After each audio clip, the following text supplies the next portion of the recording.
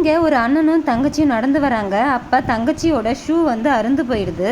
அதை பார்த்த அண்ணன் நான் தச்சுட்டு வந்து தரேன் அப்படின்னு ஷூவை எடுத்துகிட்டு ஓடி போய் ஒரு தாத்தா கிட்ட ஷூவை தச்சு எடுத்துகிட்டு வரான். அந்த ஷூவை வெளியே வச்சுட்டு கடையில் போய் மளிகை ஜாமான் பொருள் வாங்கிட்டு இருக்கான். அப்போது அங்கே வந்த பழைய பொருள்லாம் எடுக்கிற ஒரு வண்டிக்காரரு அந்த ஷூவை எடுத்து அவர் வண்டியில் வச்சுட்டு தெரியாமல் போயிடுறாரு. வெளியே வந்த இந்த பையன் ஷூவை காணோம் அப்படின்னு ரொம்ப நேரம் தேடிட்டு இருக்கான். அப்படி தேடும் போது அங்கே இருக்கிற பொருளை தெரியாமல் தள்ளி விட்டுறான். அதை பார்த்த அந்த கடைக்காரர் இந்த பையனை திட்டவே அவருக்கு பயந்து அங்கேருந்து ஓடிடுறான். வீட்டுக்கு வந்து தங்கச்சி கிட்ட ஷூ காணோன்ற விஷயத்த சொல்கிறான். தங்கச்சி ரொம்பவே அழுவுறா. நீ அழுவாத, நான் மறுபடியும் போய் அந்த ஷூவை தேடுறேன் அப்படின்னு அதே கடைக்கு போய் தேடுறான். நான் அங்கே இல்லை, கடைக்காரரோ குப்பையில் இருக்கும் போய் பாருன்னு சொல்லவே குப்பை ஃபுல்லாக போய் தேடுறான். ஆனால் அந்த ஷூ கிடைக்கவே இல்லை அவனுக்கு. அவங்க குடும்பம் ரொம்பவே கஷ்டத்தில் இருக்கிறதுனால இந்த ஷூ தொலைஞ்சதை அப்பா அம்மா கிட்ட 2 பேருமே சொல்லவே இல்லை. இவங்க 2 பேருமே வேற வேற ஸ்கூல் தான் படிக்கிறாங்க. தங்கச்சி காலையில் ஸ்கூலுக்கு போனால் மதியம் வந்துடுவா. அண்ணன் வந்து மதியத்துக்கு மேலே தான் ஸ்கூலுக்கே போவான். அதனால இவங்க ஒரு பிளான் பண்ணியிருக்காங்க. தங்கச்சி காலையில் ஸ்கூலுக்கு போயிட்டு வந்துட்டு மதியம் வந்து அந்த ஷூவை கொடுத்துருவா அண்ணன் கிட்ட.